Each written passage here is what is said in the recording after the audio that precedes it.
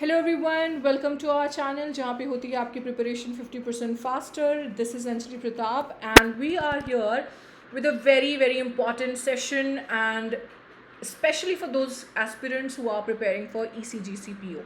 Okay, as you all know that the notification has already come, and with that lots of chaos and confusion भी साथ में आ जाता है regarding what is the right way to go ahead with each and every section, right? अभी कुछ लोगों का कहीं ना कहीं कुछ वीक सब्जेक्ट्स होंगे, कुछ स्ट्रॉन्ग सब्जेक्ट्स होंगे, right? Generally English is one such topic. Maybe those students who are not very much familiar with this language, तो उनके लिए थोड़ा सा डिफिकल्ट हो जाता है ये टॉपिक को अटैम्प्ट करना. But still there are certain student जिनका ये कंफर्ट जोन भी रहता है, राइट? जनरली अच्छी बात ये आती है आपके एग्जाम में that this section has always been in the category of easy to moderate level. Okay, तो इसको आप एक एडेड एडवांटेज ही समझ सकते हैं जो आपके साथ एग्जाम में रहेगा पूरा. Okay, so let's understand it what should be the ideal way to attempt English section for this.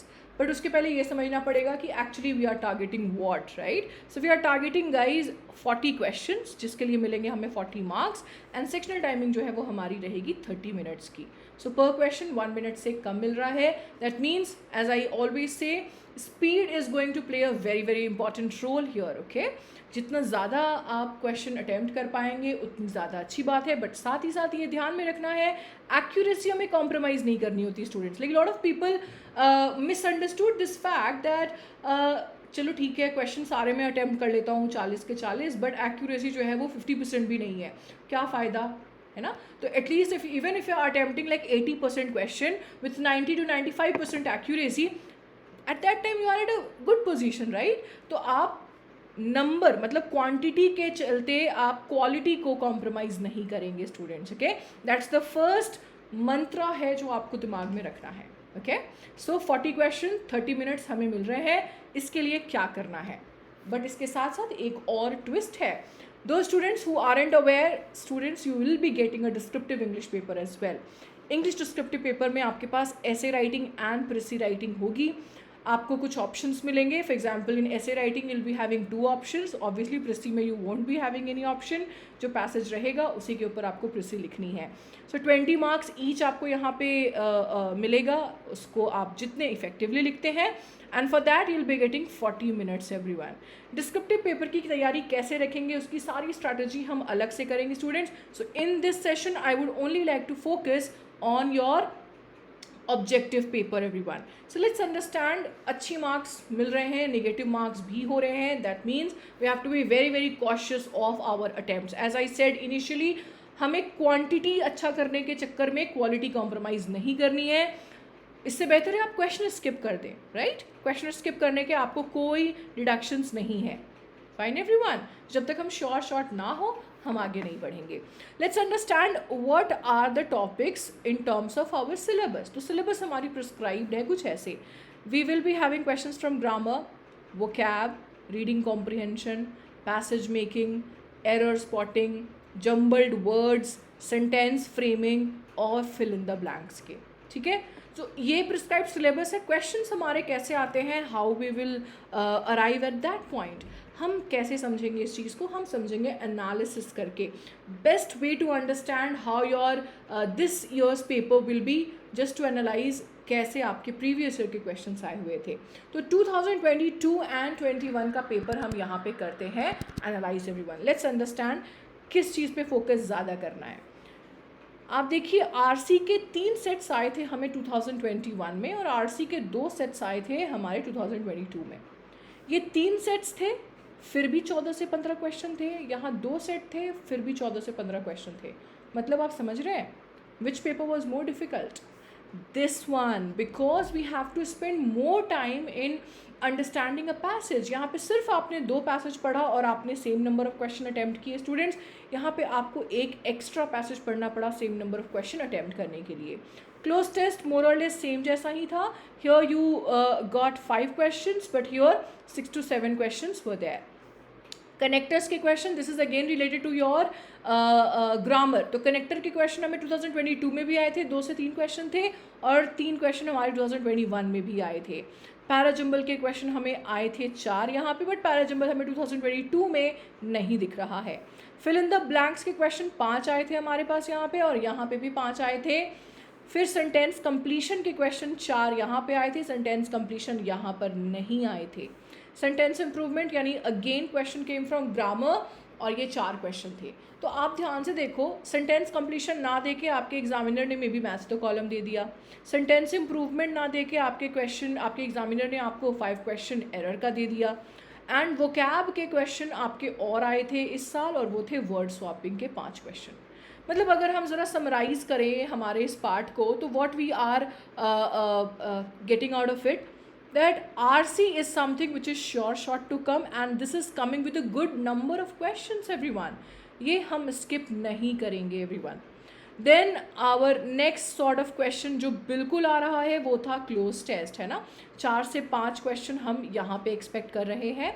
फिर आता है आपका, ये तो कॉम्प्रिहेंशन पार्ट हो गया, ग्रामर के क्वेश्चन, या तो एरर स्पॉटिंग के क्वेश्चन आएंगे आपको, या सेंटेंस इंप्रूवमेंट के क्वेश्चन आएंगे आपको, ठीक है। ये भी हमें कुछ 5 से 7 क्वेश्चन एक्सपेक्टेड है इस साल। Apart from that, if we see in terms of vocab के we will get word swapping question. इसके अलावा you will get some questions on fillers also, ठीक है।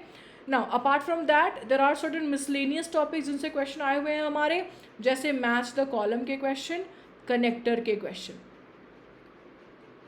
अगर आप ध्यान से देखो ना, match the column and connectors are again somewhere getting influence from the grammatical part. तो ग्रामर भी अच्छा खासा वेटेज लेकर आपका आ रहा है एग्जाम में स्टूडेंट्स। तो हमारे आगे आने वाले दिनों की स्ट्रैटेजी क्या होनी चाहिए students?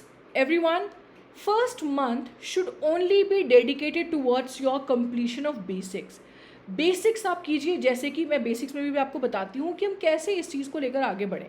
First one, when we talk in terms of grammar, everybody, not all topics might be a weak area for you, है ना। हो सकता है आपने टेंसेज कई बार पढ़ा, बट टेंस एक ऐसा टॉपिक है जिसमें अक्सर कन्फ्यूजन रह जाता है, तो आप टेंस वापस करो, है ना। सब्जेक्ट ऑफ अग्रीमेंट के रूल्स कई सारे नए आते रहते हैं, कुछ एक्सेप्शन आ रहा होता है, so you can again revisit the concepts of subject of agreement.